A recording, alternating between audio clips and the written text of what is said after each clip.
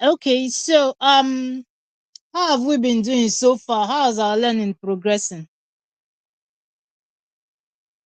Let's start with Yusuf.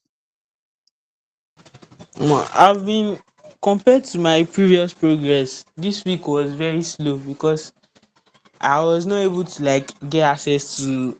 Before I'm currently on internship, so when I go to work like that, I usually use data from work because my network is generally bad where I am. If I progressed more, but not as before. But I'll be resuming back on Monday, so I should pick up my previous progress back. Okay, that's encouraging. But let me know, have you completed all the courses for this week? No man, it remains one. I think yes. I've not completed Okay. everything. All right. So that means you're not ready to take the certification this week. Yes, man. All right. Well done. You're making progress. That's what counts. Raphael, good evening. How have you been progressing? Good evening, Ogochukwu. Well, juggling this with work has been eventful. Either ways, but I've been able to keep up. I've been able to catch up. I started my certification. I've done the main courses, the OBJs, the objective ones. So I should be writing the Python exam maybe before the end of this week. So that's it. So I'm on track. Just that I've not been able to I miss most informations on Discord because I'm not active on Discord. So most assignments you say you put on Discord and things I hardly see it because I'm not active there. So I think that's the only place I will need to improve for now. Yeah. So thank you. Okay, congratulations. You've gone 50% for the certification. That's definite progress and you're on track already with us. Congratulations, at least. I'm glad that somebody has started and is attempting the certification already. Even though I know some of us have completed it and they did not tell us anything. But regardless, I'm happy someone has started it and has completed. But let me ask, the OBJs, did you find it difficult? Uh well, for the SQL was not that difficult. It was a very easy one, but the Python is where I'm trying to make progress. So will I say difficult? Yes, I found it difficult. Python, which aspect is Python? Well, the issue is that I think that's where the mix up is. Before you sent out the assignment, I had started the data engineering and Python. I have the data engineering Okay. associate already. So Oh, I oh, started the sorry, let me understand. You already have the associate certification. yeah, I do. So before you sent out the Okay. assignment, I had started the professional already, like 2 weeks, a week before. Oh, So that's wonderful. yeah. That's so you're now on course for the Python certification. Yeah. Oh, now I understand. Okay, congratulations. That's good. Thank you. All right, well done. Praise, can we hear you?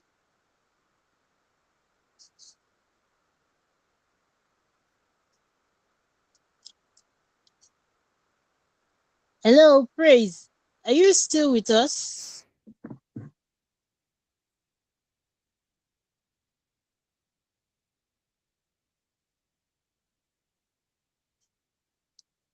Okay, since we can't hear from Praise, Abasiofon, please let's hear you. How are you progressing? Where are you at right now? And how far with your certification? Everyone, this certification issue is really confusing me because I did associate data engineer certification and I did it.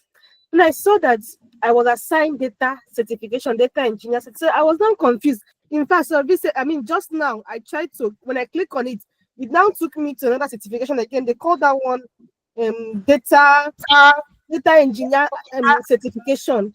So confusing me. And I saw on the Discord group that somebody did the one associate data engineer with SQL. Like, it's confusing me. I don't know whether I'm even doing the right one. Okay, which one did you say you've completed?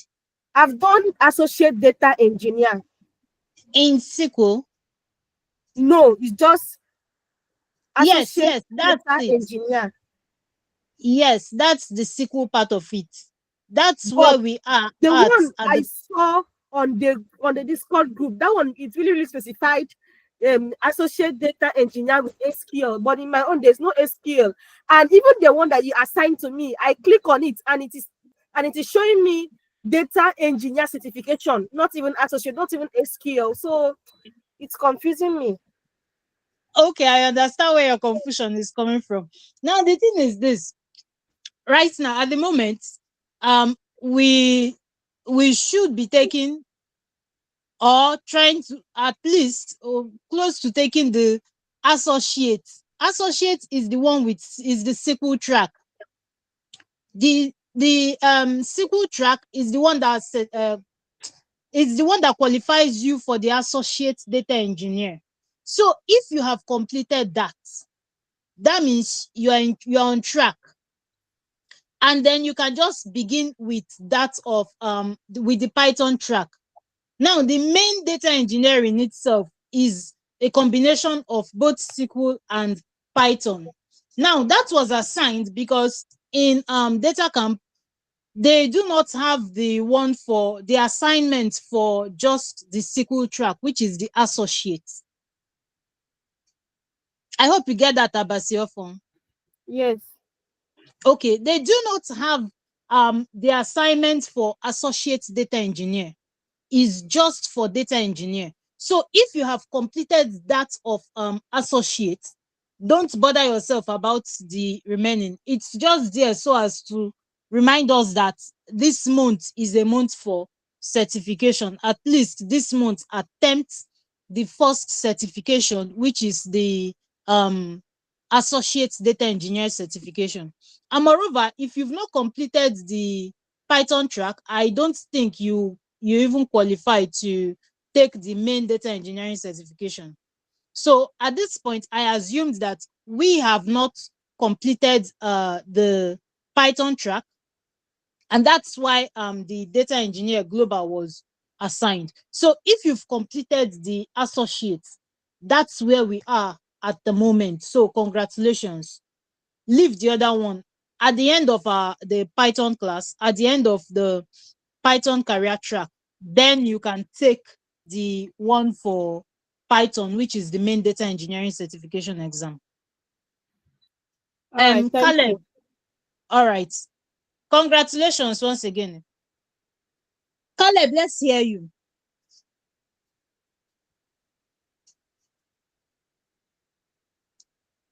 Caleb, you raised your hand. Yes, good evening, ma. I wanted to ask you a question. Okay, let me hear and see. Miss Ogochukwu, can you hear me? Yes, I can. I can. Go ahead, please.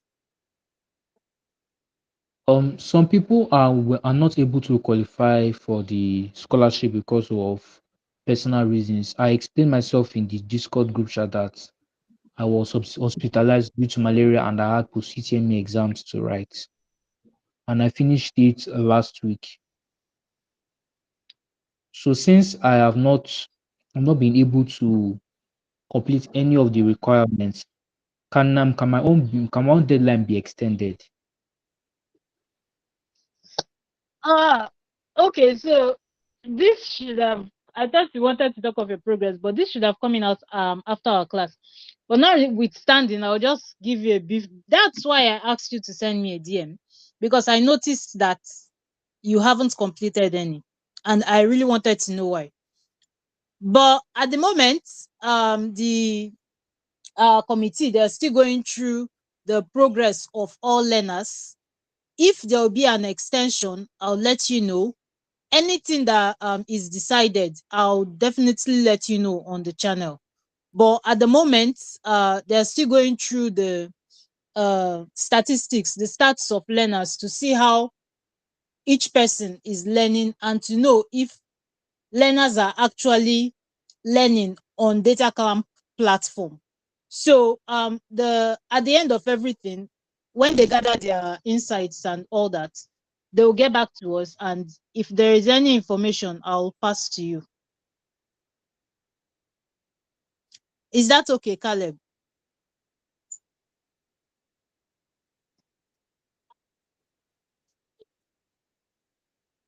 All right. I can't I can't hear you clearly.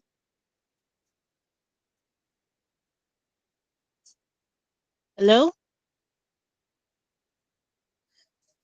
Maybe you can rejoin or drop the question in the chat box, because I can't hear you clearly.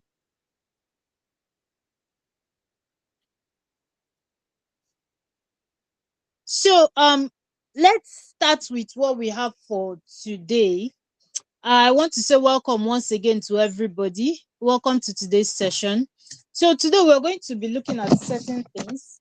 And before we start, please, anyone who has his laptop should help open the Fido link that I posted on our Discord channel, because that's what we're going to work with today.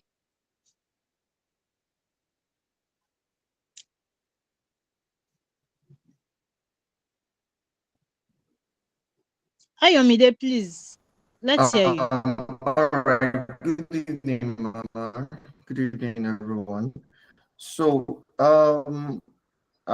you said last week that today is the last day of the 2 months probation. I came a bit late. I don't know if you have addressed this before, but please, I would like if you could reiterate and discuss how we know if we aced the probation period, and if we are able to move on to the next phase of this program. So yeah, thank you very much, man. Okay, so here's what we'll do. At the end of the class, I'll address it. And if I by chance don't mention it, please, someone should bring it to my notice. All right, all right, all right. I'll do that. All All right, right, thank thank you. you. Yes. You're welcome. So who is helping us with the slide? Did I say slide? With the with sharing his screen, please. I want us to work on that fiddle.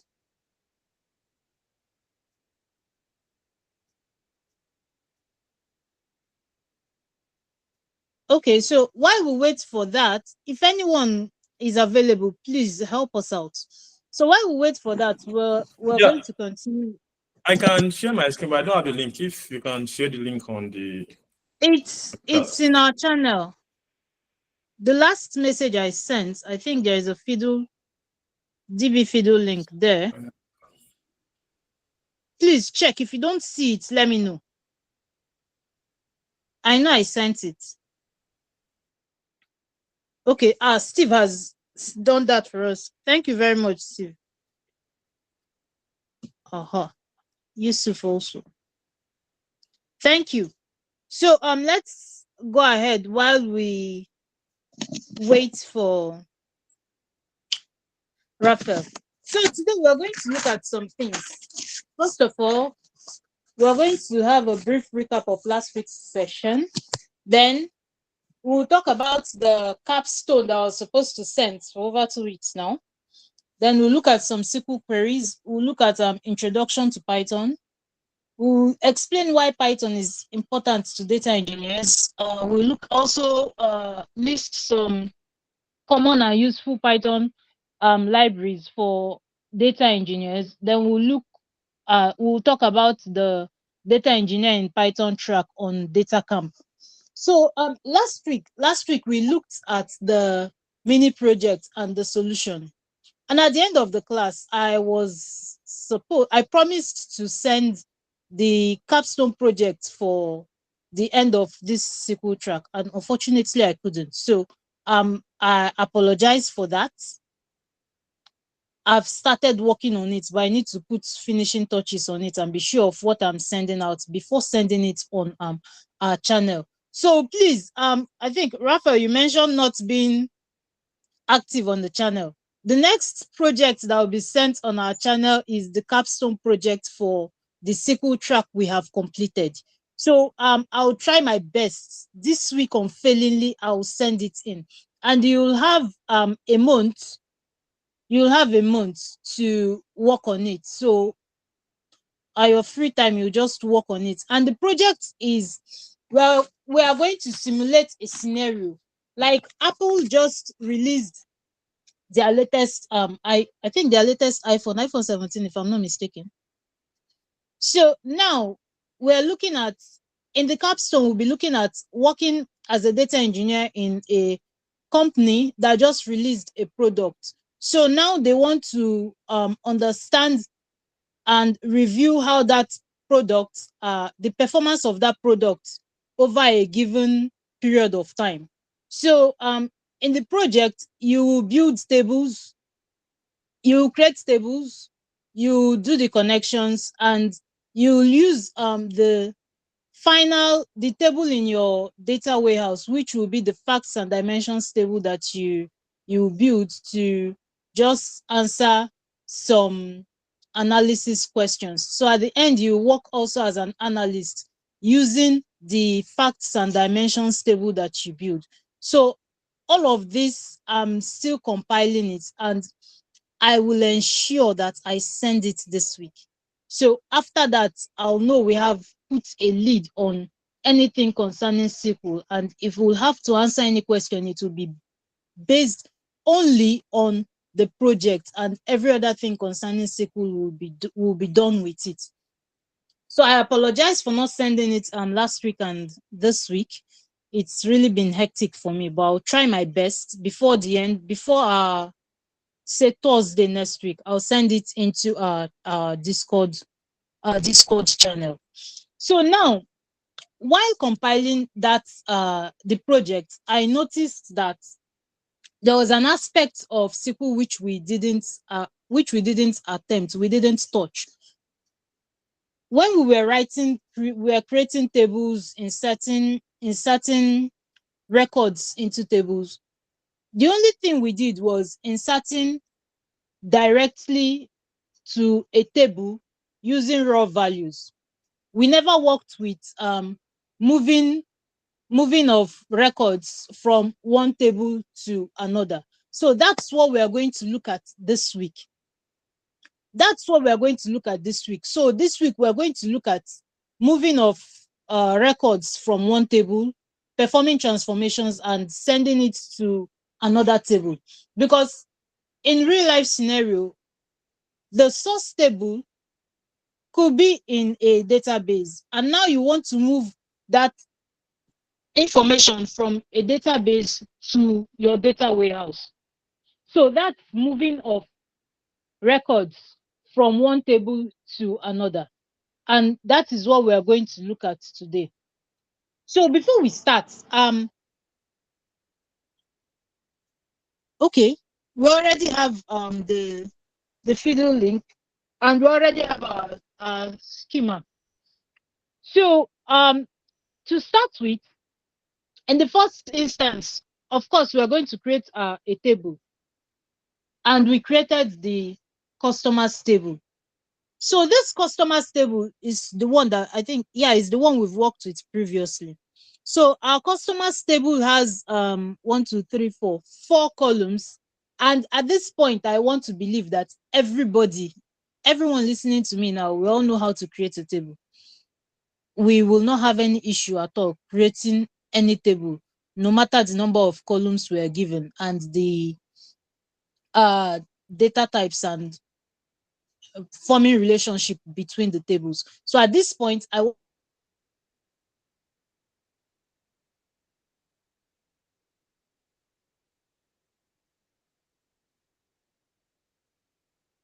want to believe that we are all on the same level here. So the first is creating the customers table. So I would leave that because I believe that we all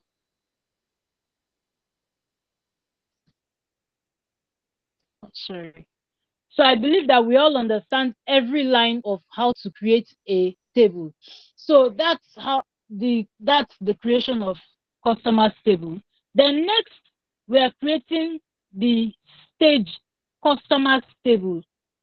Another table being the stage customers table.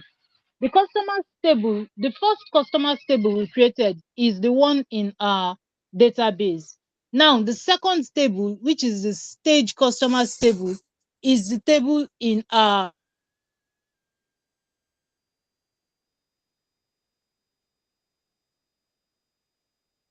data warehouse. Now, before in the architecture of a data warehouse, what makes up that architecture? I don't know if any of us can still remember. I think we did data warehouses in week 4, either week 4 or 5. That was when we treated data warehouses. So, and we mentioned what the architecture of a data warehouse is like. So, anyone who can attempt, if you can remember, let's know what is the architecture of a data warehouse. What's it like? I think that Marvelous raising his hand, right? Let's hear you, please. Yes, Marvelous. All right, ma. Good evening, ma. Okay. Oh, good evening. From what I think about, I think the architecture of a data warehouse could be a star schema, either a star schema or snowflake schema. So it's going to have a what's it called now? The central table, which is the uh, um, it's going to have different dimensions table, and it's going to have one table that's kind of process repetitions. So is that table that connects all other dimensions table. So it's either going to be in the star schema or snowflake schema. That's what I know of a data warehouse. Fact table. Thank you so much. Thank you. Okay, thank you very much, Marvelous. Does any other person want to attempt? Okay, Steve, let's hear you. Okay, can you hear me? Yes, we can. Okay, so for for a data warehouse, I believe we did something about ETL, extract, transform, learn. So probably the architecture of a data warehouse will be built on that. So we have the place for ingesting of data, then the transformation section, then the loading into the data warehouse itself, and then the part for analysis. Yeah, I think I can remember something. Yeah. Okay, thank you, Steve, for that attempt. Do we have any other person who wants to attempt?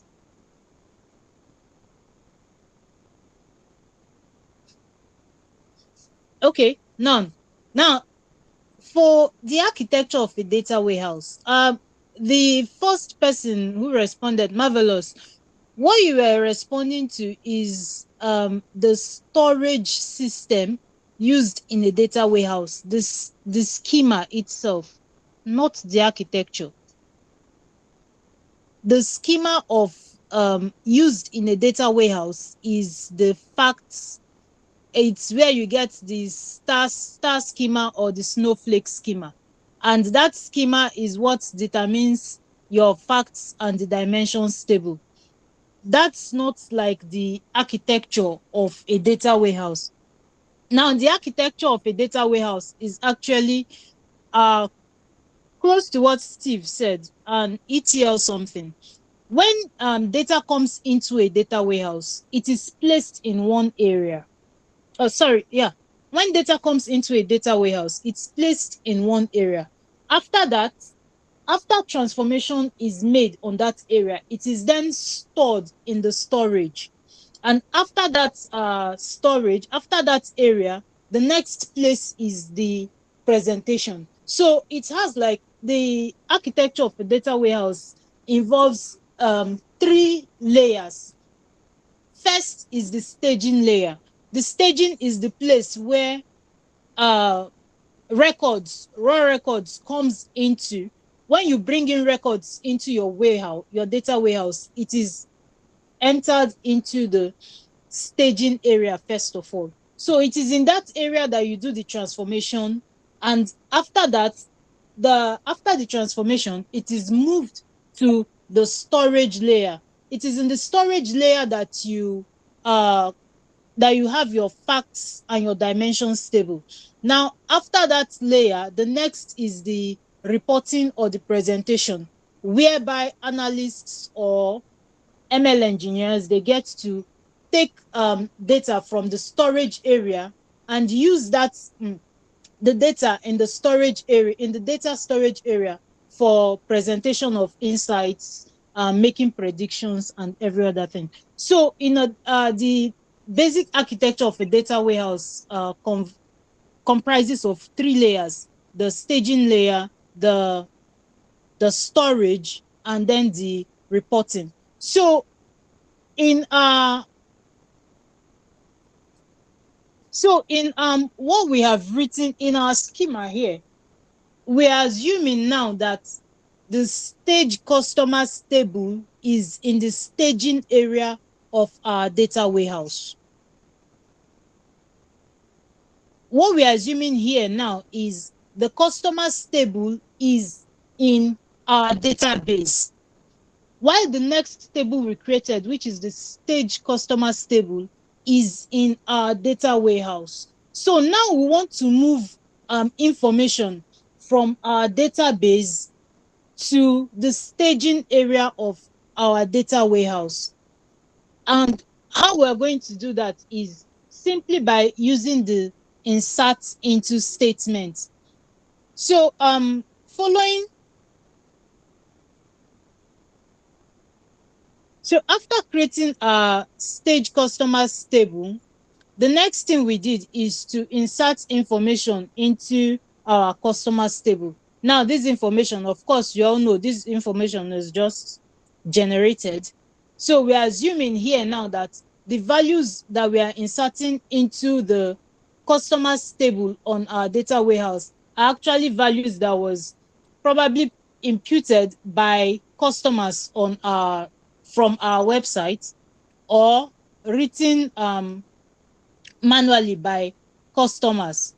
So we'll insert the records of our various customers. We have about 9 records there into the customers table. So at this point, we have 9 records in our customers table. And then after that, we will now insert records from our customers table, do the transformation, and put the records into our stage customers table.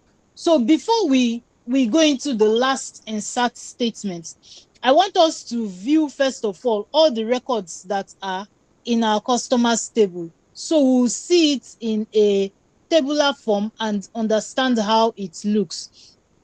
So Raphael, please just give us the select statement to view everything that we have on our customers table in the query part. Just, yeah.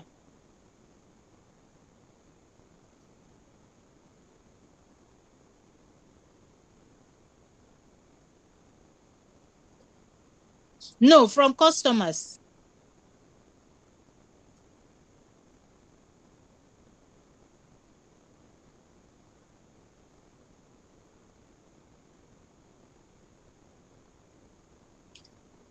Okay, thank you. So we can see that from our customers table, we have the customer ID, we have the first name, we have the last name, and we have the email address. So we have four columns in our customers table. Now, to put values in our stage customers table, we have decided that from our company, we have decided that from the customers table, we are going to combine the first name and the last name to get a full name, and that full name will be a column in our stage customers table. Go back to the schema, please.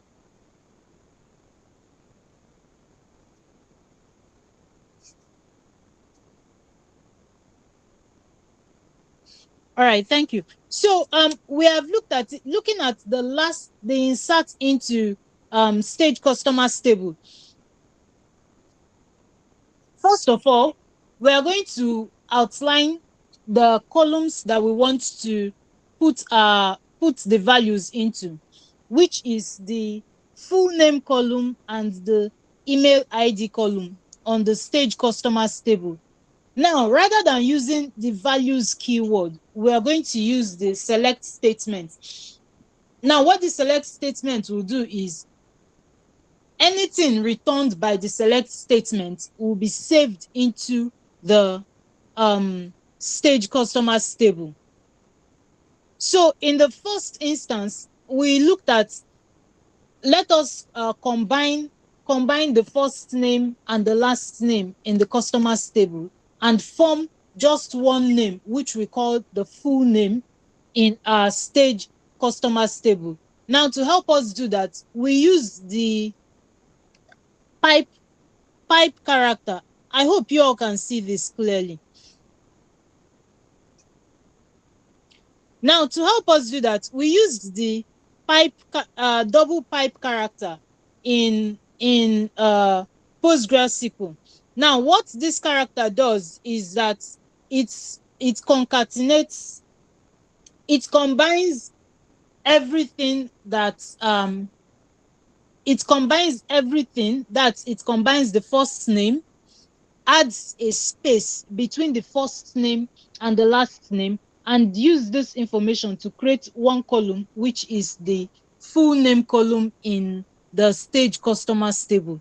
So in the second instance, which is the email ID, we looked at combining the customer ID and the email of the customer from the customers table.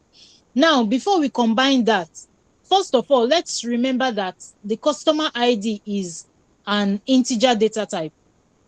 So for us to do a data validation and to ensure that there is no data type mismatch whenever we are combining strings like this, we had to convert the customer ID from integer to variable character.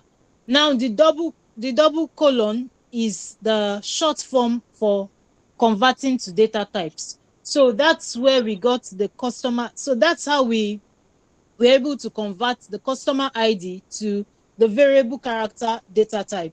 Then next, this space shouldn't be there. That should be an error. Please delete this space. Yes, delete it, please. Thank you. Because we are combining just the customer ID and the email. We do not want any space in between. But if we had left that, that would have created a space in between the customer ID and the email address. So as it is right now, we are now combining both the customer ID and the email address to form a column, which is the email ID column. So let's see what the table will give us using the select statement.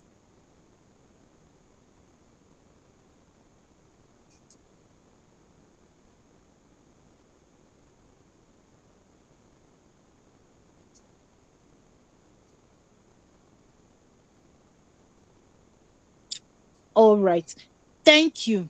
So from the output, we can see that the full name is a combination of the first name, a space in between both names, and the last name. Then also we can see the email ID is the customer ID, and the default the customer's email address is a combination of both.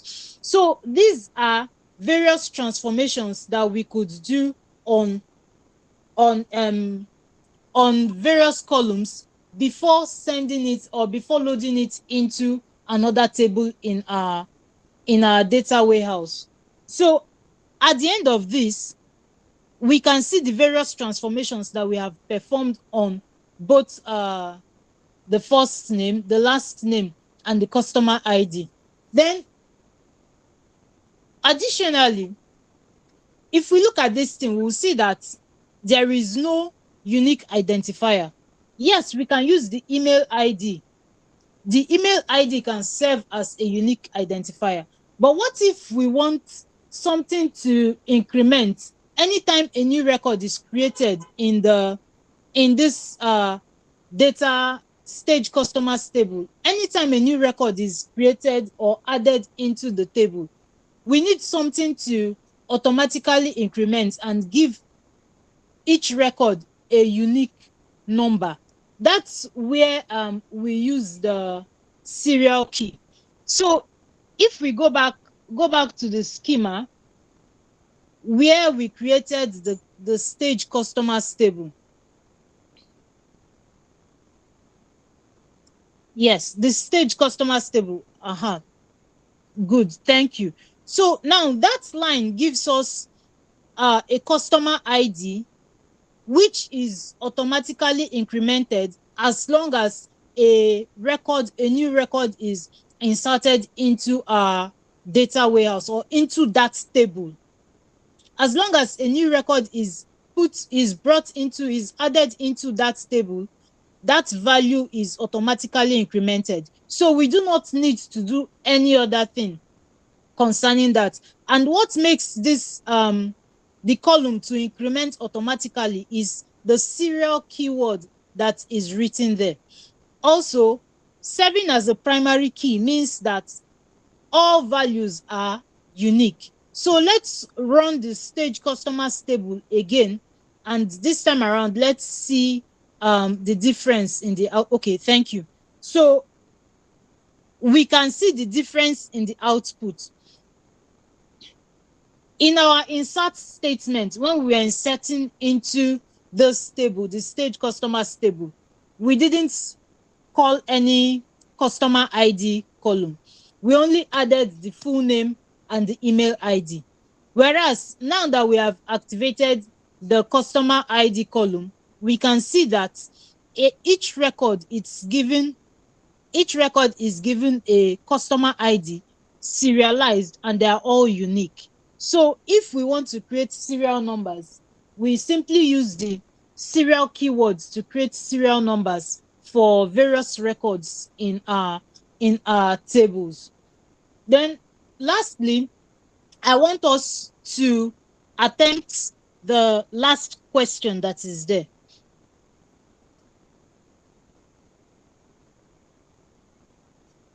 Okay. So let's going back to the query.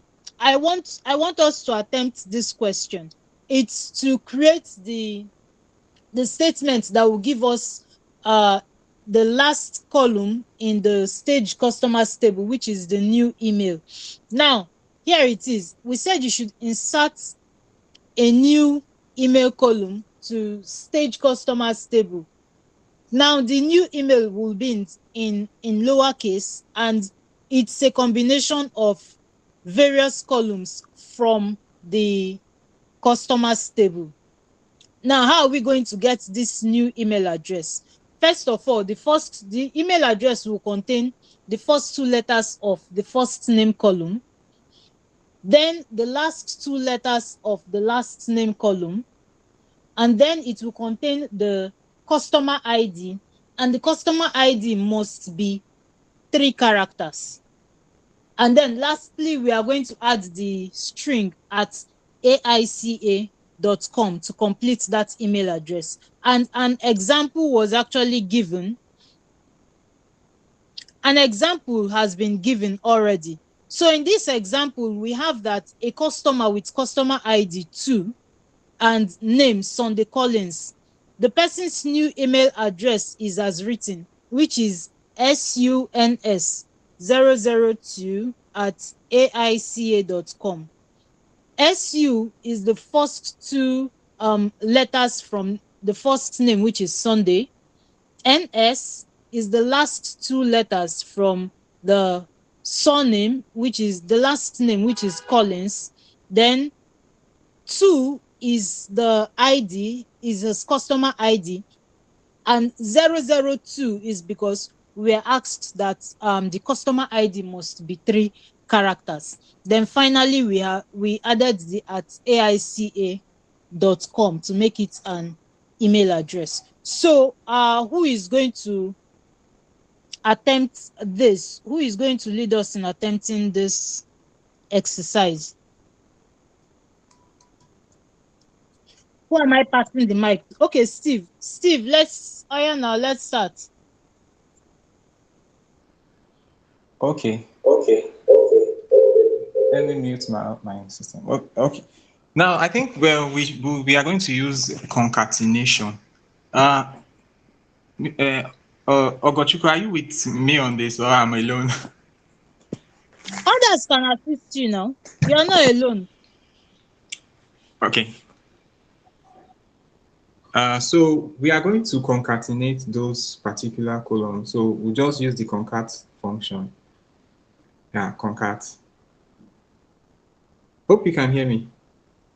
Yes, I can. Steve has to do the typing.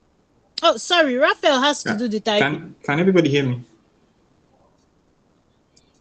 I can hear you.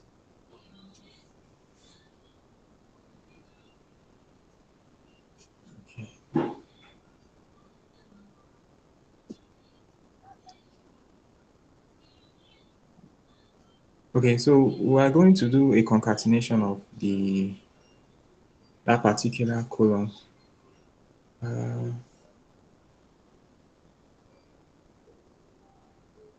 Okay, well, let's use the concat function, if you can hear me.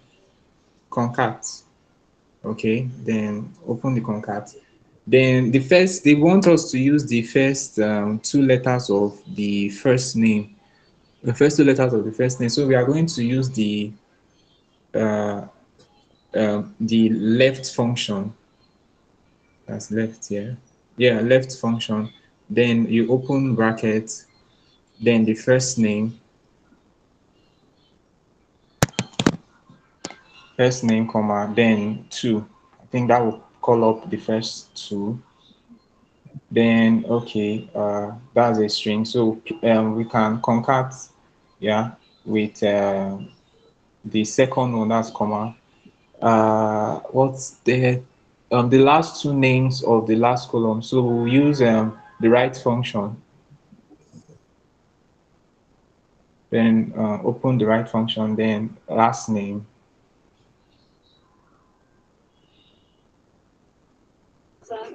And then, yes, okay. Then they said we should use customer ID must be customer. So since we are working with customer ID, we can just concat with a string. Let's do concat and you put a string, then 00. Like, and no, put it in between. We want to make it a string, so I believe to make we'll use uh what is it called? Is it quotes? You put it in quotes, yeah. Then comma. After that, we can use the custom. We can cast the customer ID as a string also. So customer ID, um, then then yeah, then cast as varchar or nvarchar. Okay, then comma. Then the last thing we are told to do is to use the that string. So we'll just put it in quotes, put a quote, then at AICA.com.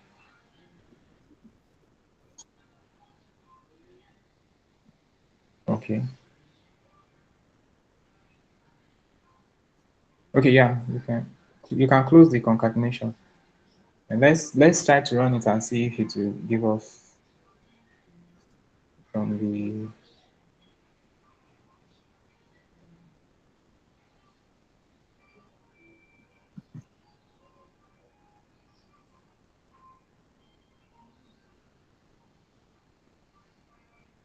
First name does not exist.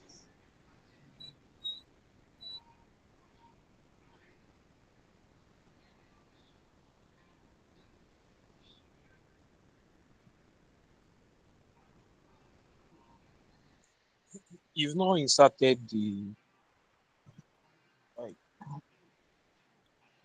you are No, inserting no. into the Since you are, I think the table you use the customers table, not the stage of customer, because that's okay. I think it should be in the DDL. So it should be uh insert. So insert into Okay, okay. So we can actually, yeah. But is this supposed to be part of the customer staging table? you are This is inserting how into to do it though, but it's not part of the new table we are created. So we can just copy the code and make it part of the other table. hello Steve, can you hear me? Okay, if we want to use full name, okay, we will do left, okay, then right of full name, I've forgotten how that full name has space. Yes, okay, let's try that and see. Customer ID does not exist. Hello Steve, can you hear It's me? cost ID. Steve, can you hear me?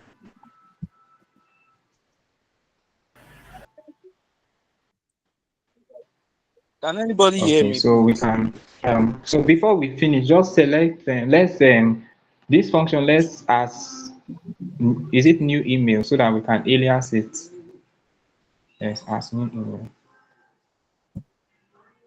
Then we can select star, then from select star, comma, from the top, yeah, select star, then comma. Let's try this and see. Okay, yeah. Okay, Miss Ogojina, Miss Ogochukwu, yeah. Okay. Steve, can you hear? Can you hear us? Hello, Steve.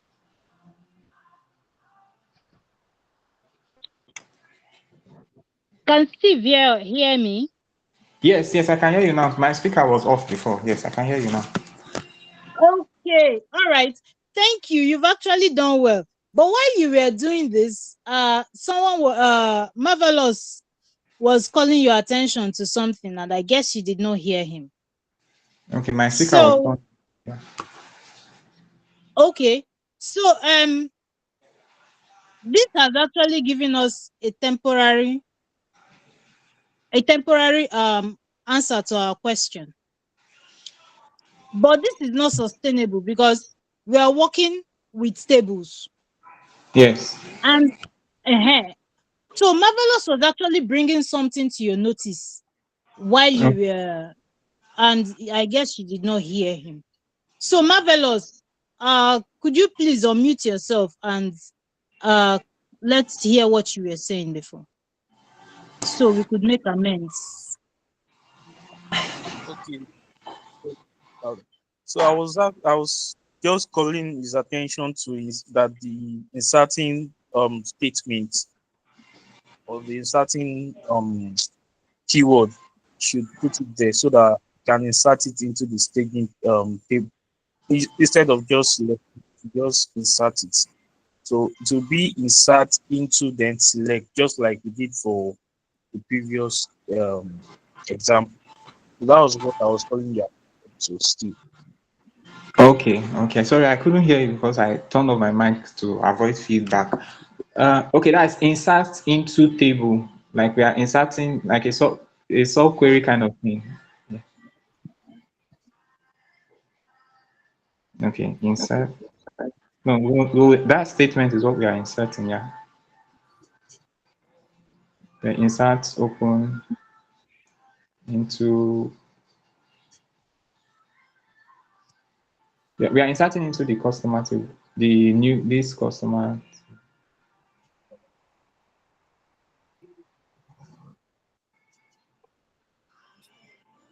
Okay. I think we have to Since we are open. Yeah. Yes. Continue.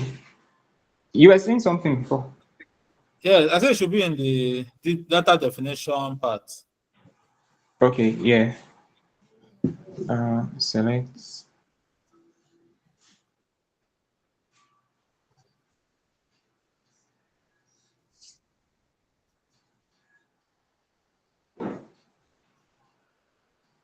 The selection should be from customer. What's the hello Steve? Yes. Yes. I can hear you. Okay. I was asking now what's the next step? Okay. We are Sorry, inserting. can you Okay. hear me, Somebody please? was saying something. Steve. Hello, Steve. Yes. Yes. Can you hear me? Yes. I can hear you. I just recalled now, since we are adding a new column, should be alter Yes. table, not insert into. Yes. Should be Yes. alter, Alter table. Alter table. yes, then add Yes. column. Be- Sorry Yes. Because about we've that. not created a new column. Yeah. Alter table. Yes. Then add to column. Then we give it the name new email.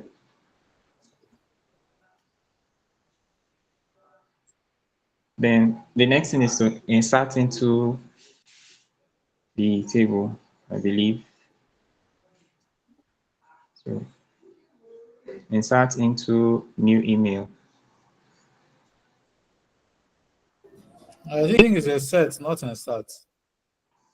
Set new email to be equals to Insert email. Insert, sorry, new email. Yes, insert new email, yeah.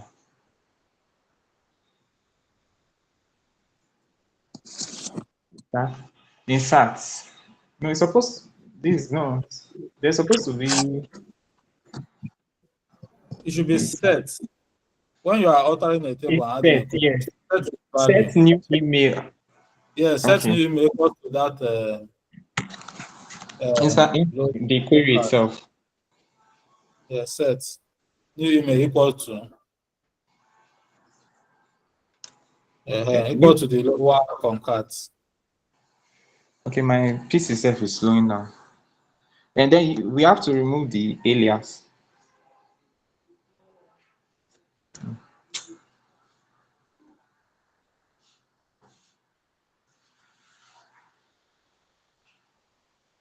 Remove the select star, the star.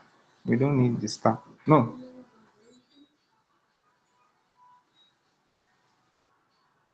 Okay.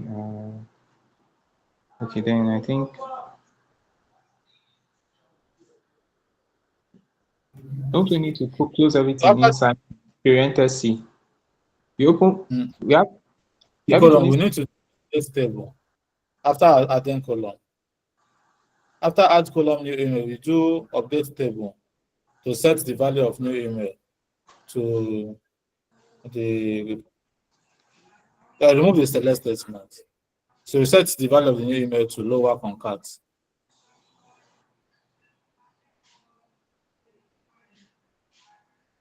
So remove the from statement. Then add an update table after alter column. After add column, then do update table.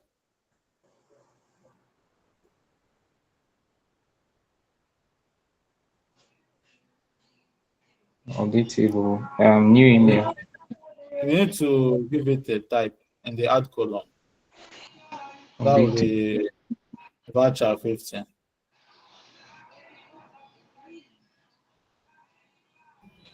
Okay, can run it now.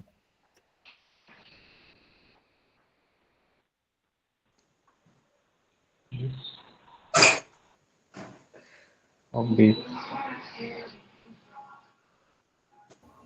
Okay, I so think we are running everything once. Should we want uh, them run it in batches, like semicolon after the um add column? no, for the update table, we don't put the table name. That's why. Okay, update table. And yes, Yes. update table. The table name is not there. So they should be all part of one query. No, there are two different queries. Update table. Um, you separate them with water table is one action, update table is another Princess, what action. are you doing? I don't think you guys are supposed to use Princess, update. Okay, so Princess, what are you separate doing? the action a semicolon. I run it Yes. now.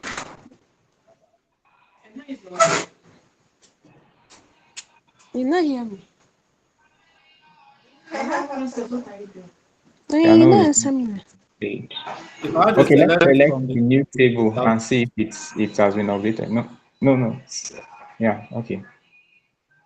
Let's select the new table and see if it will be updated.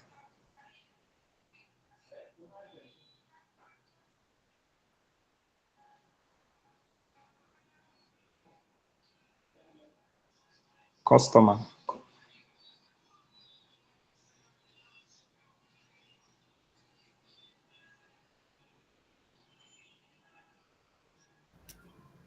That's so that one. part needs to be in the DDL. The part that we what is it called?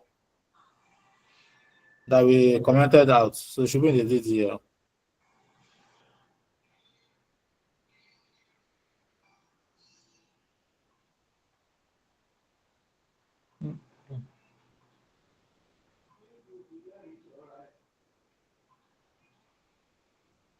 Okay.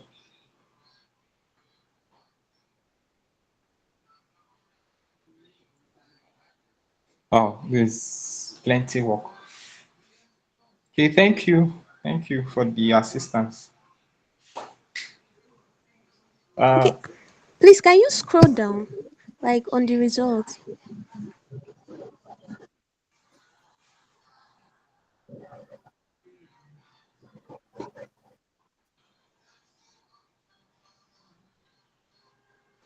Is that the last one? I want to know um when the ID number reaches 10, whether it's still 3 digits. if you read it because of the customer ID, so it's concatenating with the customer So ID. for that part, when it reaches 10, to have it as 3 digits. So instead of concatenating 00, we do Yeah. a repeat. Okay, yes. It will now, it's supposed to be, yeah, that's true. She use repeat instead.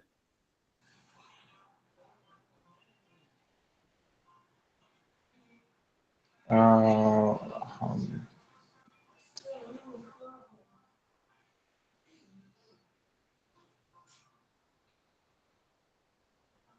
do we have to change? Uh,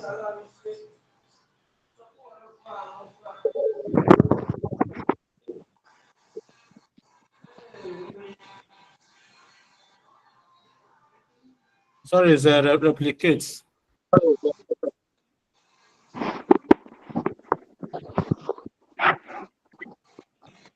replicate.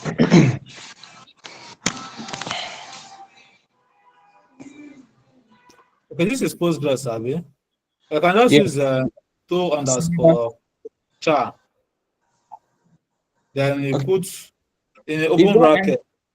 I don't really know much syntax anymore for Postgres. But is there no way to cast the customer ID so that it will return in like 4 decimal places? That's what we are doing now. So instead of using two zeros, so just Yeah. delete that 2 zeros. In Okay. its place, you put to underscore char to character.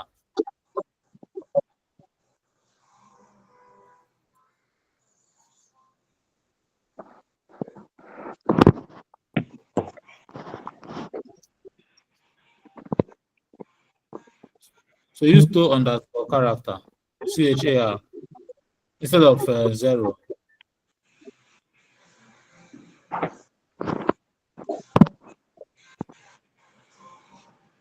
char. So open the bracket. Uh, customer ID. Then after the comma, you put 3 zeros in string, single quote, and close it. Then that customer ID under, just delete it. It's no Remove longer. it. Okay, this is the syntax make it for. No, not Is it? 4 digits. When it gets to 10, instead of having 0010, you will have Yes. 0 0. So it will maintain 3 digits. Okay. Okay.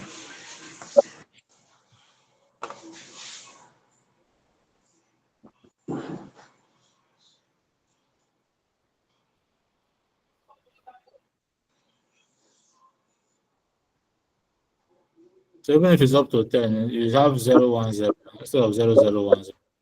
Okay. There's a space. There's a space in this thing. So I think we need to look into the space. Check the.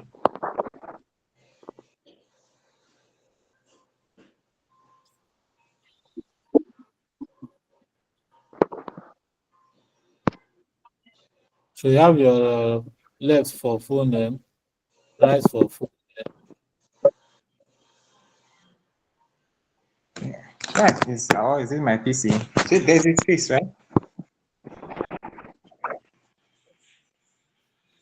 And there's space. There should be no space. Hello.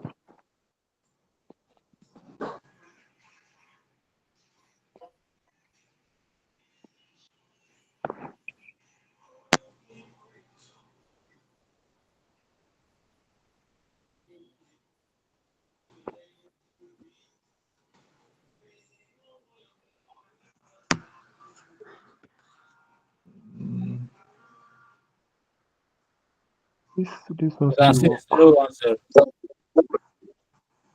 Yes. But the Oh, problem now is that there's a space between the name and the number. I don't know why that's there.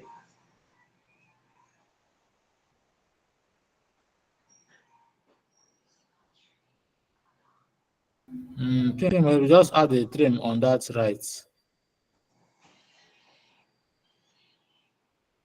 No, Okay. the right, not to try, right. The right. Yes. Right. Okay. Space before.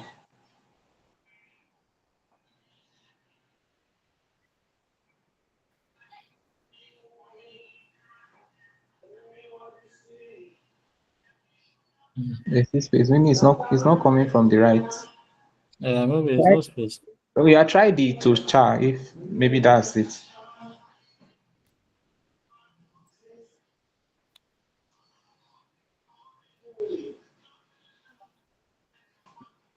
Okay, Okay. Yeah. that's it.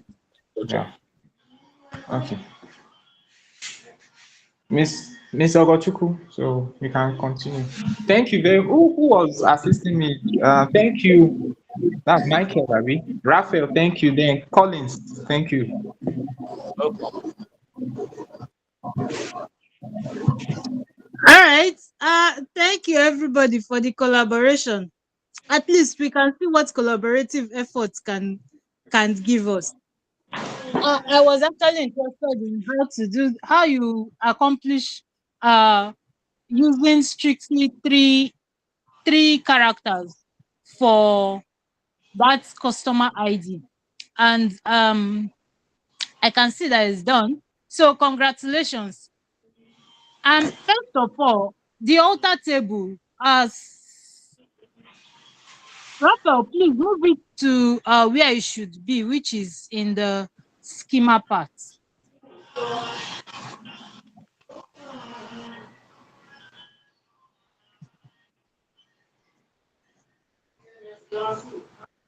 Okay, so let us try. Let's see what that will give us.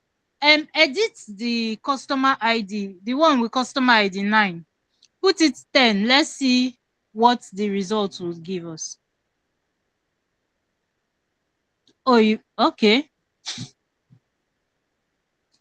All right. What did we get?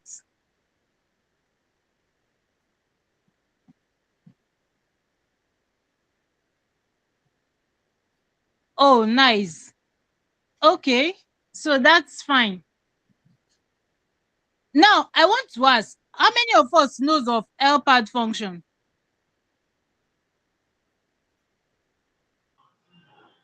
You said L part. LPAD. LPAD. Yes, yes. Aha. That that is like the easiest solution to making that into three characters. So that's just what I wanted to point out. But everything is okay, it's correct. And like I always do, I love the way we collaborate in getting these solutions. So in our time, maybe you can use the LPAD. Raphael, maybe let's change it and see the output. Just the trim part, put LPAD there, and let's also see how that works.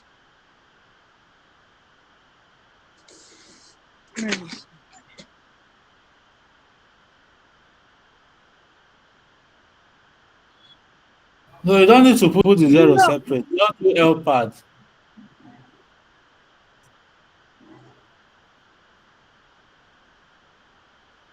Okay.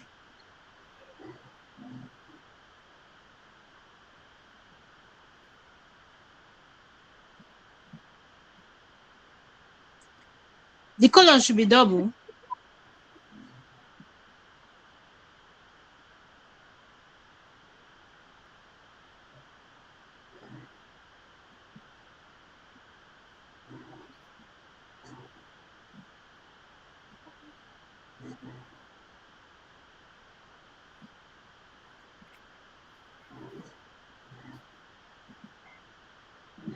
Three.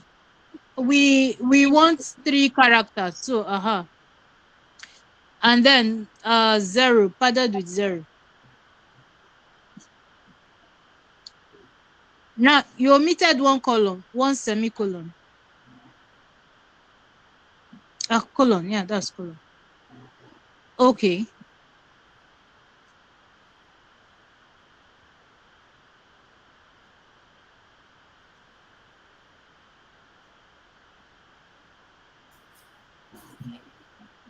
All right, so we can see it's the same thing. You didn't even So the have to upper trim. one, sorry? I said there was no need to add a trim, because the other one we had to trim it. Yes, the other one we had to trim it using the to character keyword. But with this, you just do not need to add any trim. You put, of course, the first argument you add is the column you want to work on. Next, if they say it's 10 characters, we need that column to be. You, in place of 3, you put 10.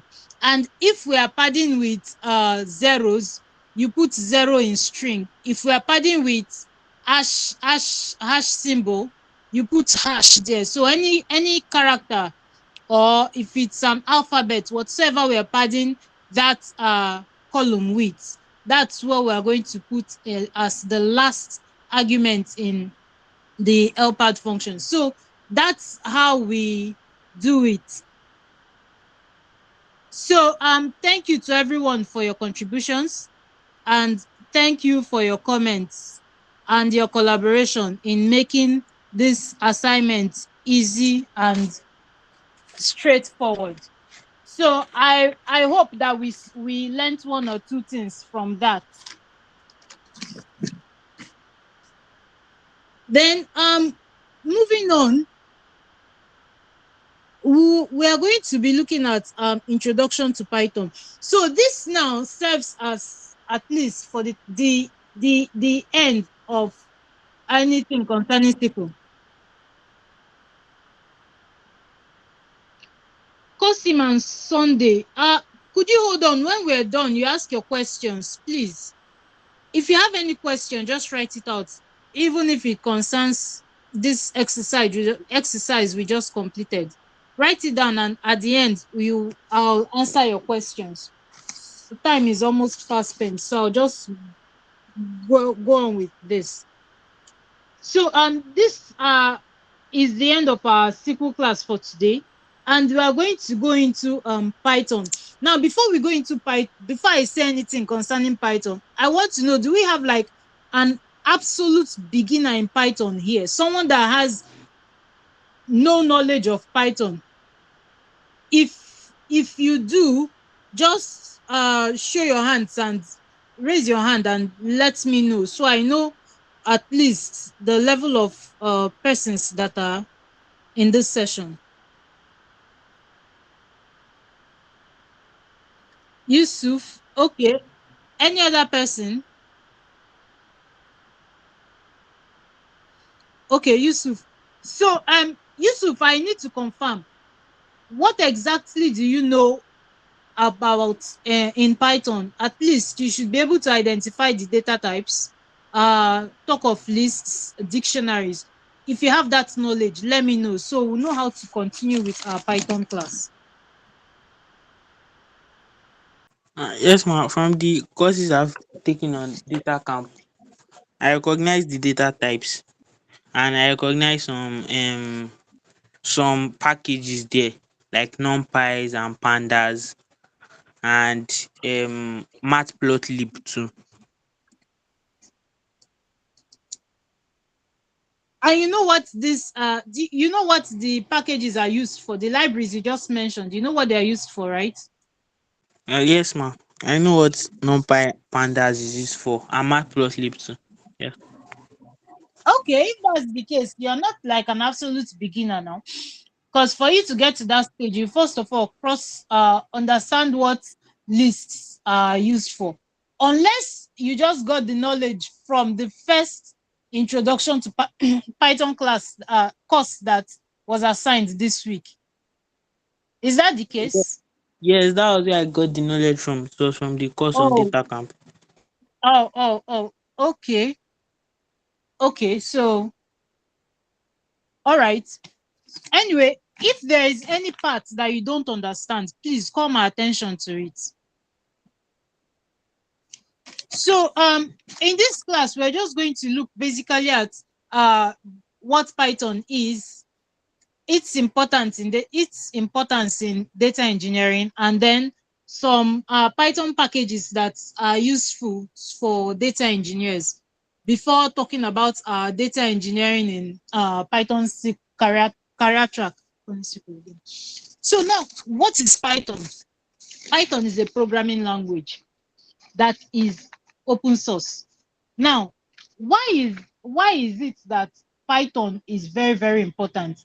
If you talk of data analysis, they will tell you you need to learn Python. You talk of data science, they say you need to learn Python. You call AI, ML, they will tell you you also need Python. And now, coming to data engineering, you're still hearing that you need Python. That is to tell you how broad Python is. Now, it doesn't mean that the packages used, now by packages I mean libraries, like numpy and pandas, it doesn't mean that the ones used by a data analyst is exactly the same packages that are used for by a data engineer. It isn't, though they are all under the Python programming language, because Python is open source, and it is because of the fact that it's open source, it is easy to create languages, to create packages and include into the Python programming language. Now, what this means is that you yourself as a programmer, if there is something you notice that a certain package, let's see. Okay, let me say, for example, the Seaborn that is used for visualization. Seaborn package is used for visualization. Now, if Seaborn package does not have a functionality to visualize like a bar chart, you yourself as a programmer, you can include that functionality in Seaborn. And that's why that's the benefit of Python being open source. Any functionality that you see that is not included in the language itself, you yourself as a programmer, you can actually create the package, create the libraries and include it into, create it in downloadable formats that can be used in Python programming. So that's one of the benefits. That's the benefit of Python, and that's why in most tech in most tech fields right now, everyone is talking Python because of the ease of use and how it is easy to include packages that aren't originally there, to include these packages, and these packages can be used on Python platform for other various use cases. Now, that's the importance of Python. Then secondly, it also has so many libraries. Like I mentioned, so many libraries that can be used across different fields. The libraries used by a data analyst is not the same as the ones used by a data engineer, and that used by a data engineer is not the same as the one used by an AI or ML engineer, although it's all the same Python. So if 10 persons are learning Python, we might not necessarily be learning the same package, and we might not necessarily be learning it for one singular use case. We can learn it across various fields. So Python has this huge number of libraries that can be used for different use cases and in different tech careers. Then also it has this seamless and very easy integration with databases. As we're working with Python right now, we are going to look at how to work with databases, because if you talk anything data, you need to store your data somewhere. If you extract data from a source, if you transform, at the end of everything, you still need to store this data somewhere. Because if there is no storage location for your data, then the extraction, the transformation, it's all to naught, because every day you will have to keep running it to get the same records, to get the same data. So now for the purpose of storage,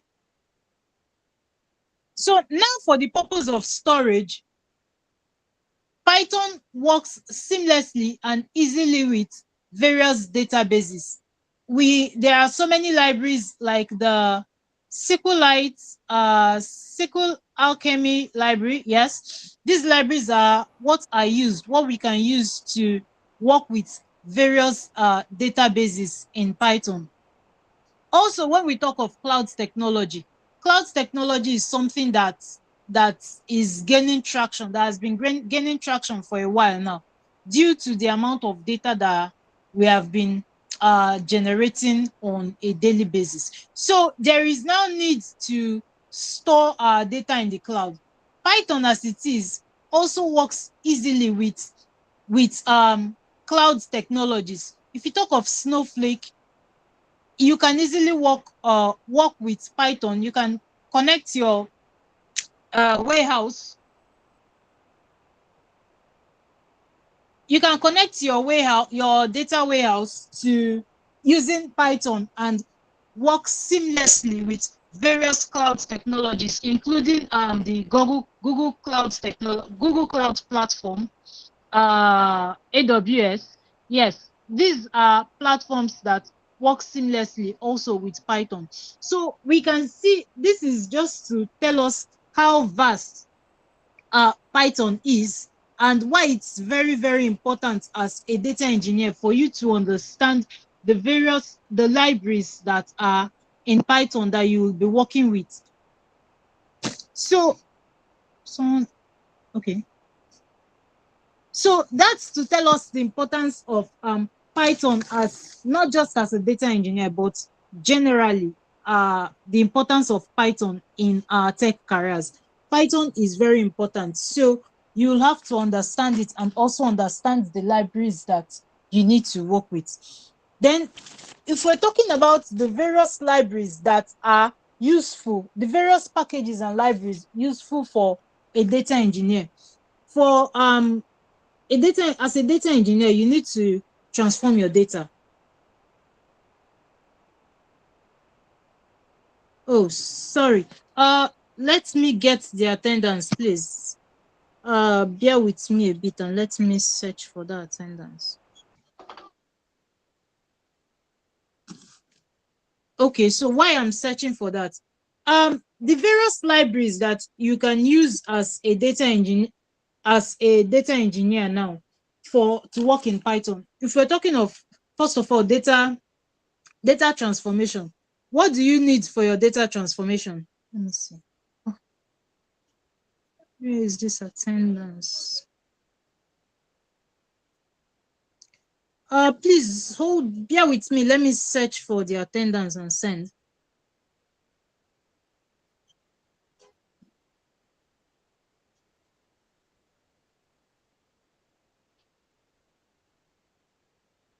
Okay. I hope that's it.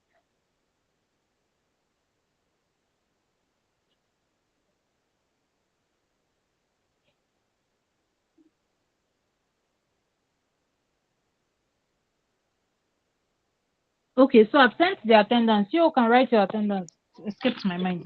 So as I was saying, when talking of Raphael, thank you very much for the assistance this evening. So when we talk of data transformation, we need some of the popular libraries are, we talk of pandas and we talk of NumPy. These are libraries that are used for data transformation. Then to connect with databases, like I mentioned earlier, we use libraries like SQLite, we use SQL Alchemy.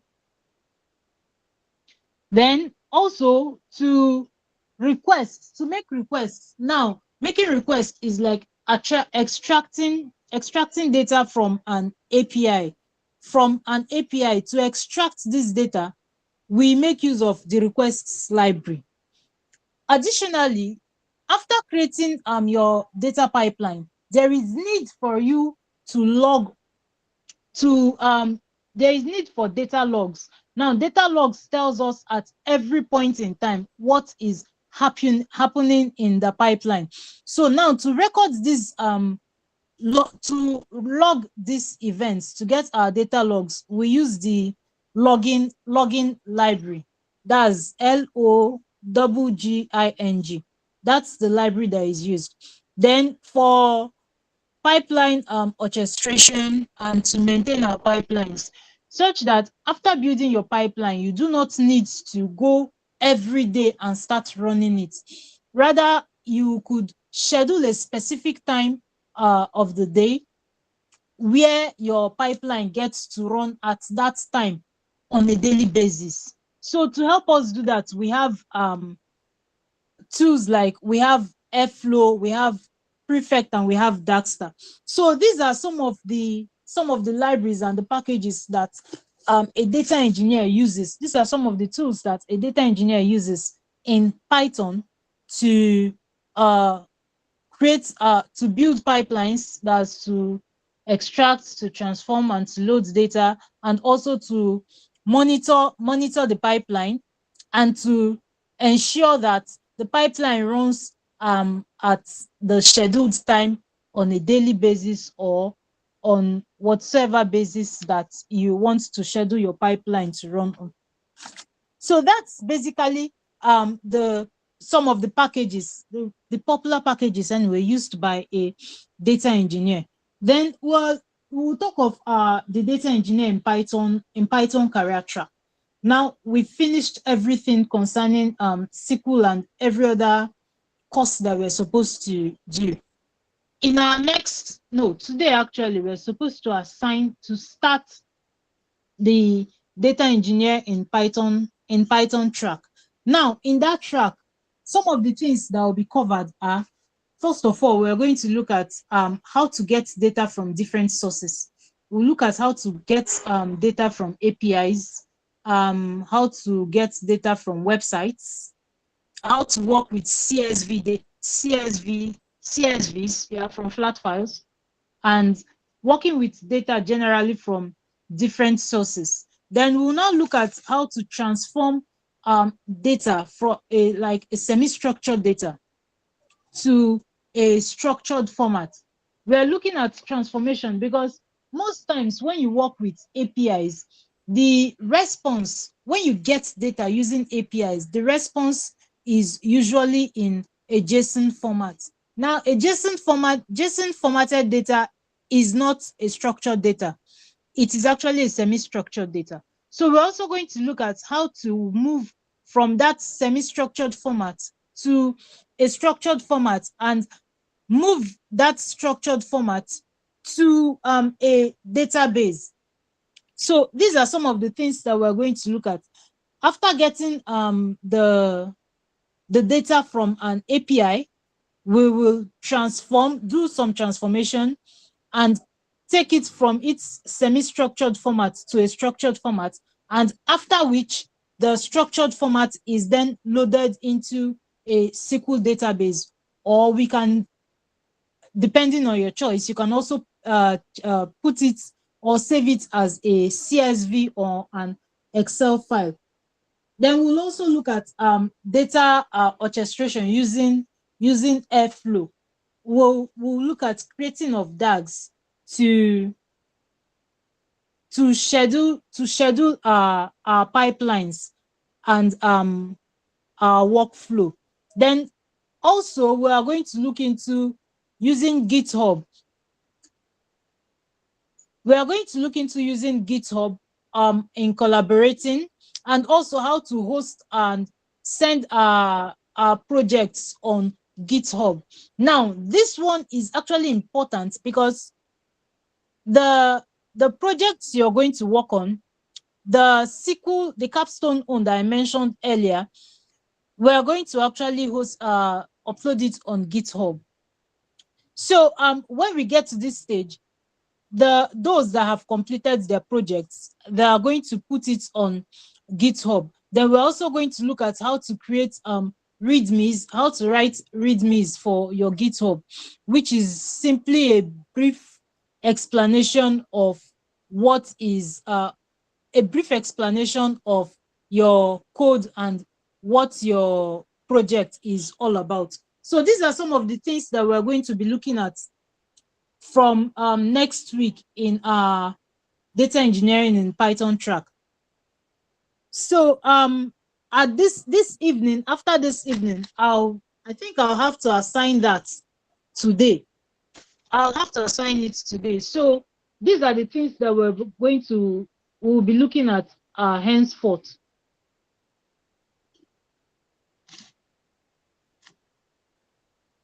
Okay, I've mentioned. All right. So that's it. So if we have any question concerning what we have done or anything that we have done today concerning the SQL queries, the data engineering, the Python track, or anything whatsoever, let's know. So if you have any question, this is the time for you to ask.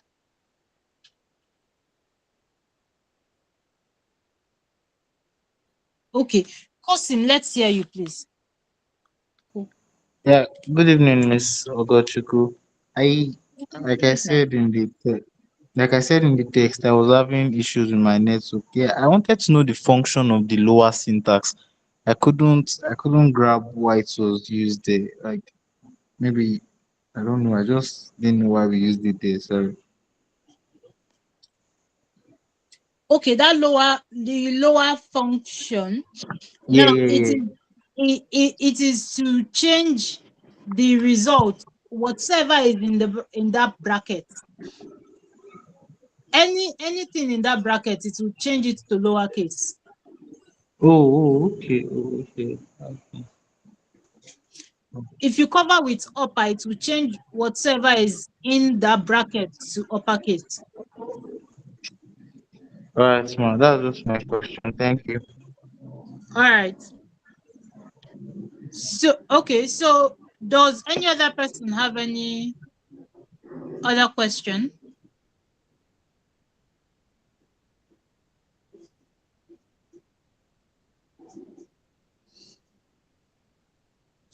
Okay, no question. Now, I actually do have a question. Now, and this is a bit outside. Caleb, let's hear you, please.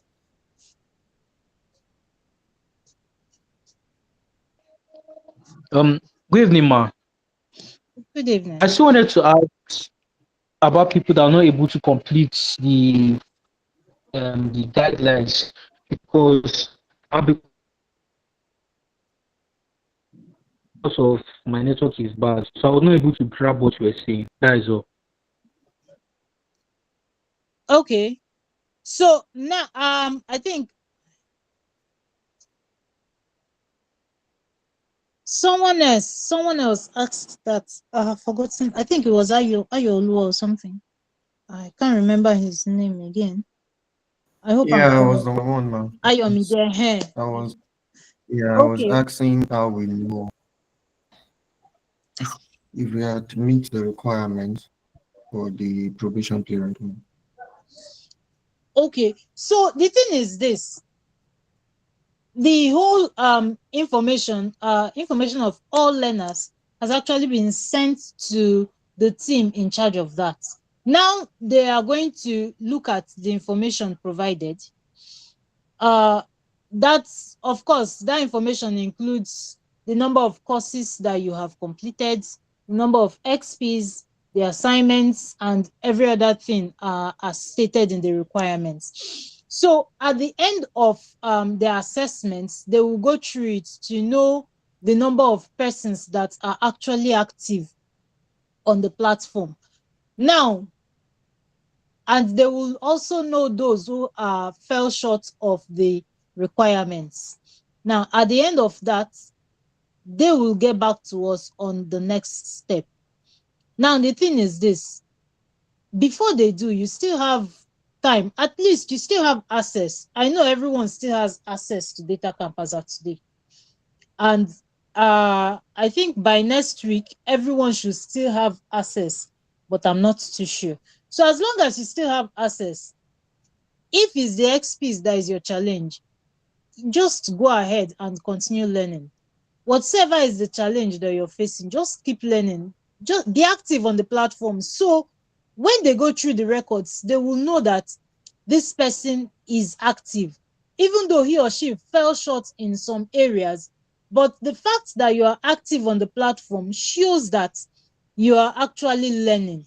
So for now, every other information as it stands has actually been sent in. So anything that is said, any conclusion that is reached, I'll definitely let everyone know, of course, via our channel in due course.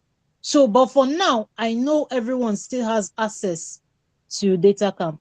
So keep learning, keep growing keep getting, if you're still short in terms of the XPs, keep trying to get that, and any information that comes up, I'll let everyone know. The attendance, let me send it again. So I hope that clears. Thank you, ma'am. All right. Yes, my You're pleasure. welcome. Thank you. Sorry?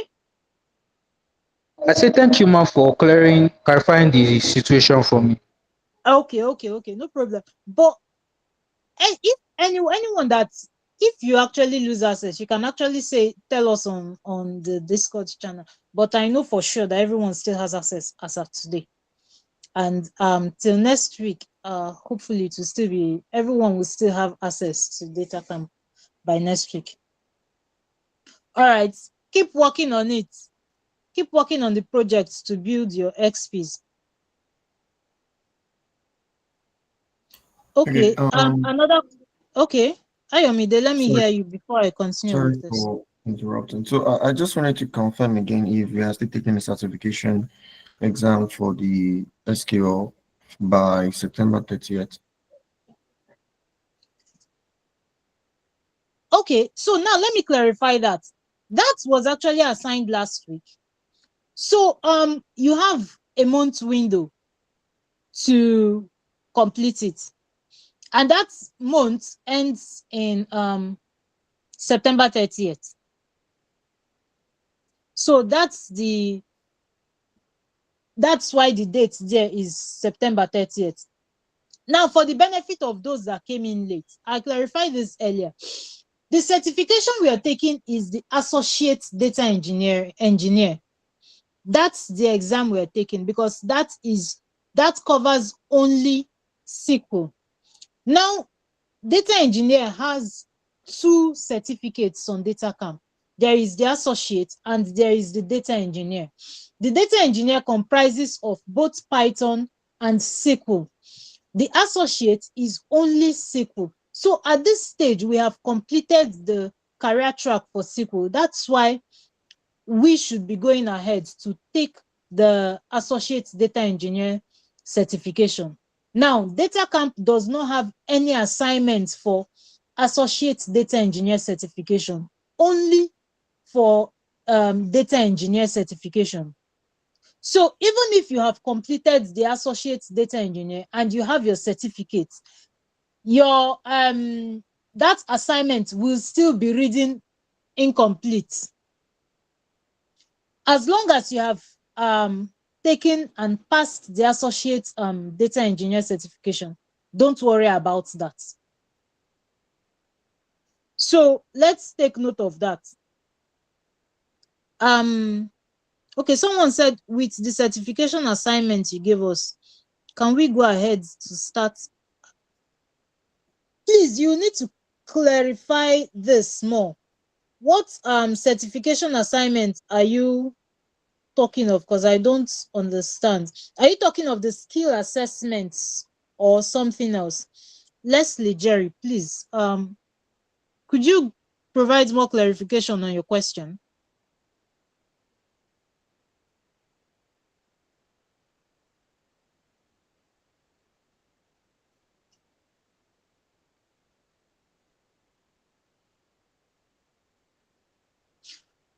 Okay. All right. So you've been cleared now. Okay, that's fine. So if we do not have any other question, I actually do have a question. And he has, first off, I hope everyone has written their attendance. Now, the question I want to ask is if there is any challenge we're facing, because from the reports I got from available reports, our participation on data camp has dropped, and the learning on data camp has dropped. So I want to know, is there any challenge anyone is facing? Yes, aside the one that was mentioned, school exams, I think post-UTME, aside those ones are understandable. But I don't think everyone will have the same issue. So aside this, I want to know, is there any challenge that we're facing? Is it that the assignments are too much? Is it too bulky? I don't know. Let someone please tell us what exactly are the challenges you're facing. Because a situation where you keep extending assignments, you keep missing assignments. I saw someone's records and it's really not encouraging. You keep missing assignments, meaning that you are really not that active on the platform. So I'd like to know, is there anything that or is there any changes that you would like us to make that you think would make you more active on the platform and to actively complete assignments and to submit the assignments or finish it when due? So, Chinwendu. Okay, please, let's hear from you, Chinwendu. Good evening, ma. Okay, so for me, I think my own problem with my participation on data camp has been the issue of access to the internet, because I had some network breakdown for some time, and it was really difficult using my phone to complete most of the assignments because when I try to do the SQL uh, assignments, I had issues successfully doing them, so I could not follow through. And then if our assignments could be extended to maybe 2 or 3 days after the expected deadline, I think it will really help us.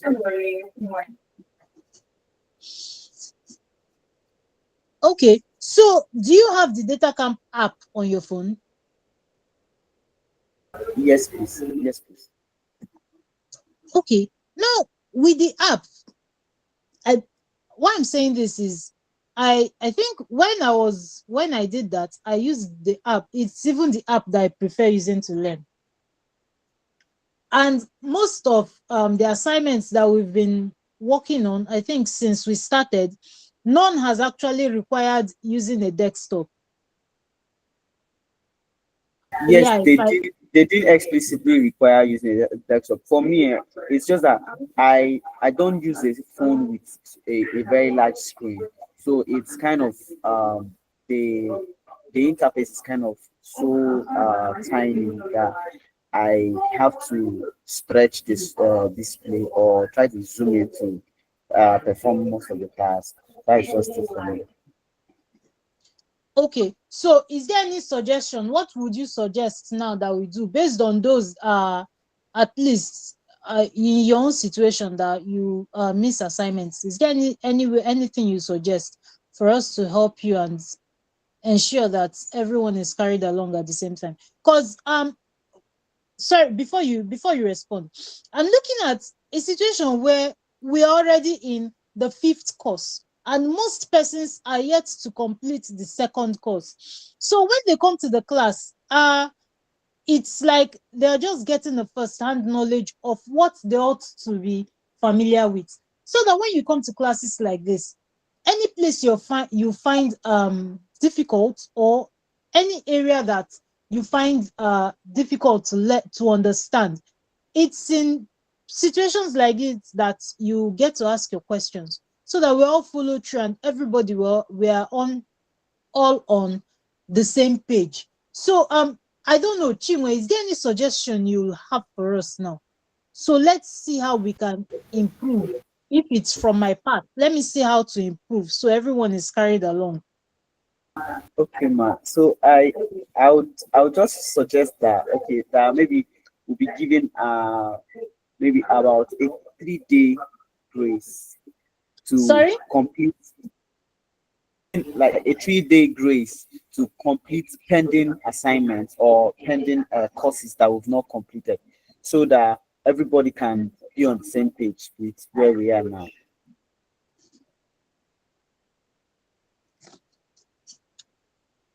Okay.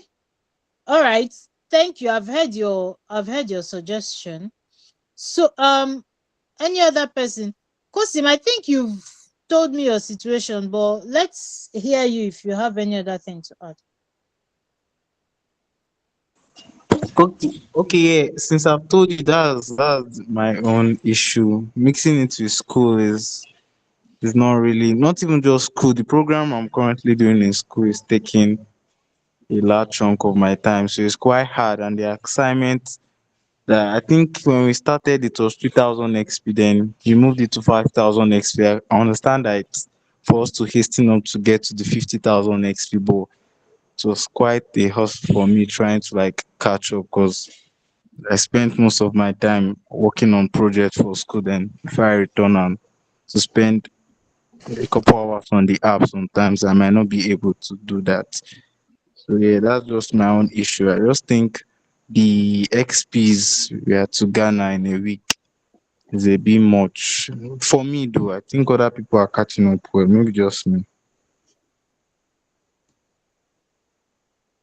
Okay, so you're based on your issue now, you're suggesting that we reduce the XPs. Well, that for me though, maybe other people are fine with the 5000 XP, but for me, I just feel that It's a little bit fast paced for me. All right. Thank you. I've heard your submission. Prof, let's hear you. Hello, ma. Good evening, ma. Good evening, Can Prof. you hear me, ma? Good Hello, evening. ma. Yeah. From my own, eh? I know I'm going to complete the one for the remaining one this night. I've been having a little challenges because I'm doing that analysis project with Big Tech and AI automation, AI lobby AI. So that has been the challenges I have these weeks. But it remain only a month. I'm almost done. So I want to know maybe, although my XP is 50 something, are you hearing me? Yes, I can. So you've My crossed the XP 50,000. is 50 something now. All right. But can you give us at least 2 days grace period to complete the remaining one? Okay. Still asking for grace. All right. I've Yes, heard just you.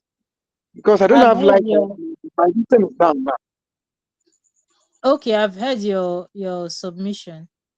All right, thank you for that. Okay, ma. So Thank you. all right, thank you. Does any other okay, Onome, let's hear from you, please.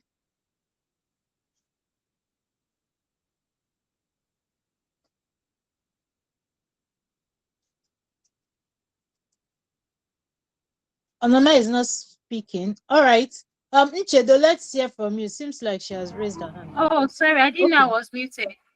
Okay, ma'am. I was saying, is it possible for us to maybe have like an email that contains the assignments and the everything that we need to complete maybe before it's going to help? Because at times when we go to data science, by the time I scroll down, I'm not even seeing where the assignments are. So that's been my issue. Okay, hold on. Let me get this clear. You are not seeing the assignments.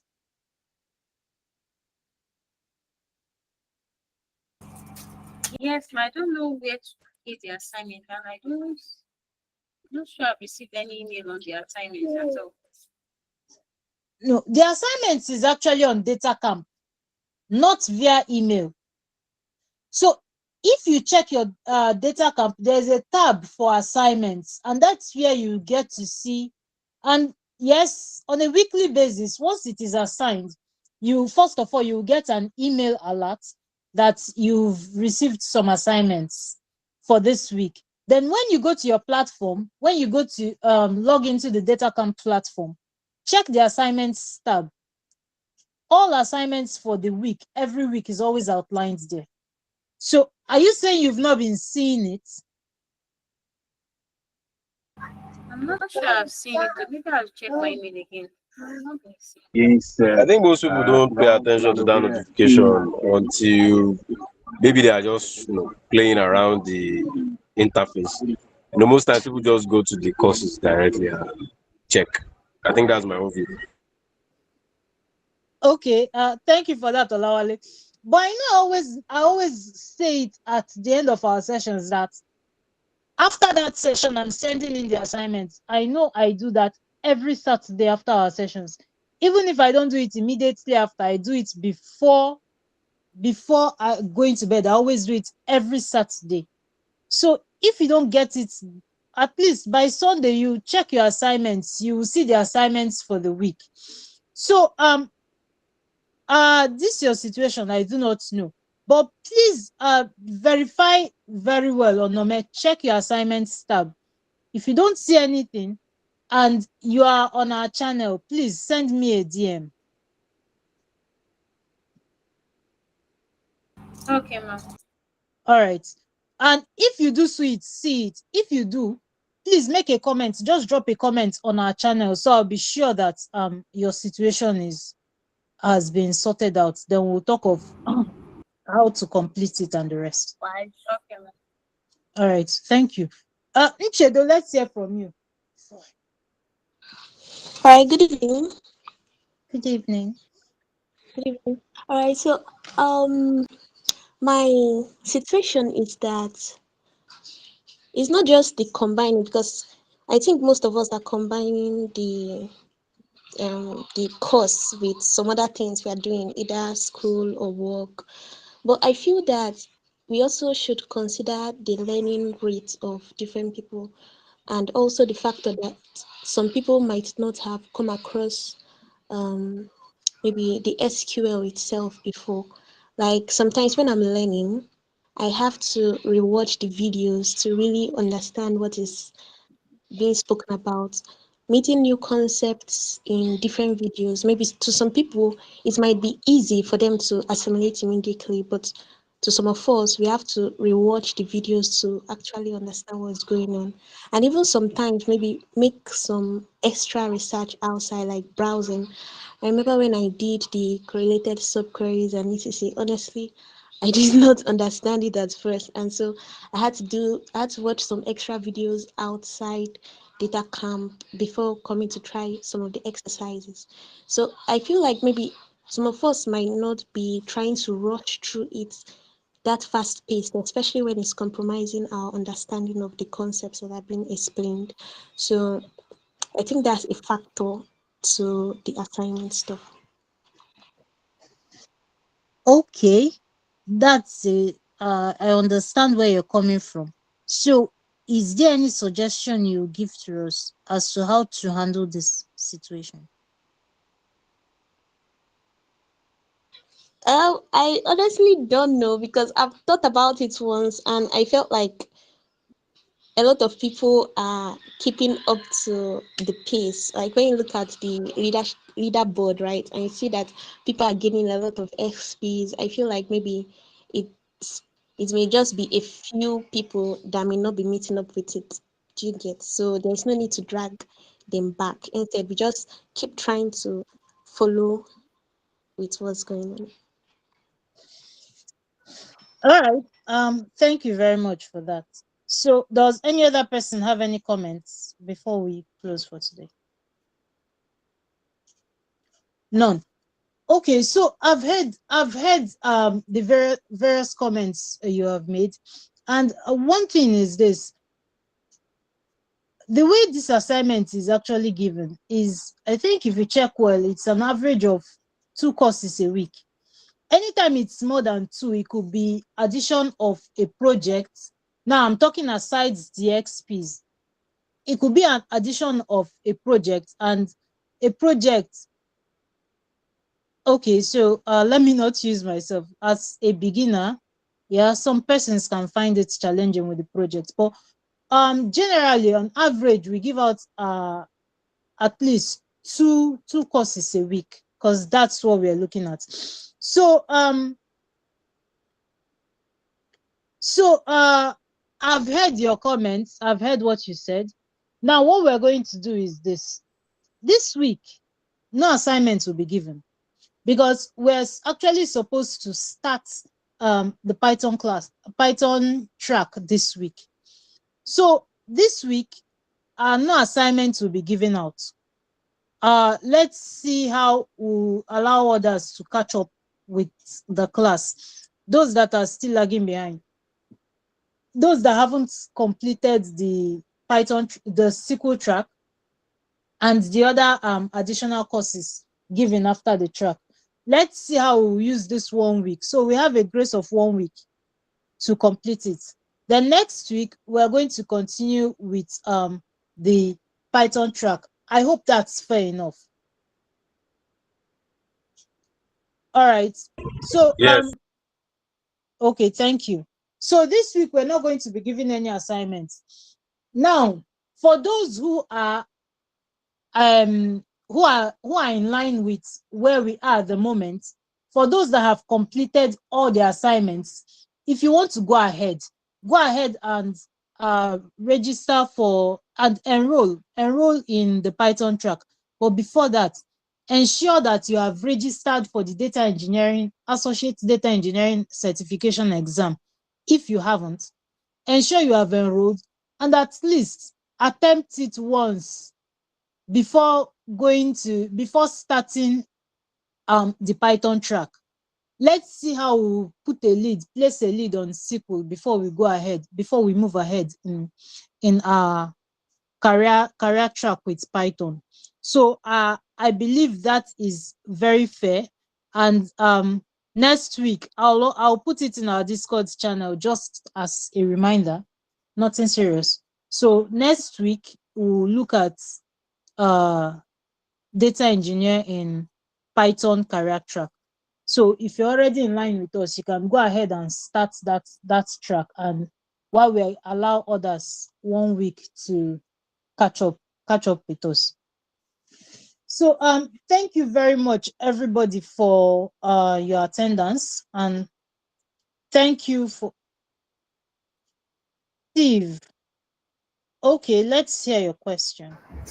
Okay, can you hear me, ma? Can you hear me? Yes, I can. Okay, mine is just, is there a way for us to keep track of how our attendance has been since? Because we can't visually see. That was what I just wanted to ask. Even I don't even know, have any idea of the attendance. That's why I said, I at least you know the number of times you have attended. You could check on your own. You know the number of times you have attended, and ensure you always write your attendance. I do not have any records concerning attendance. Okay, no problem. Thank you. All right, you're welcome. So thank you for joining today's class. Thank you for the collaboration, and we'll see you again next week. Good night, everybody. Good night, man.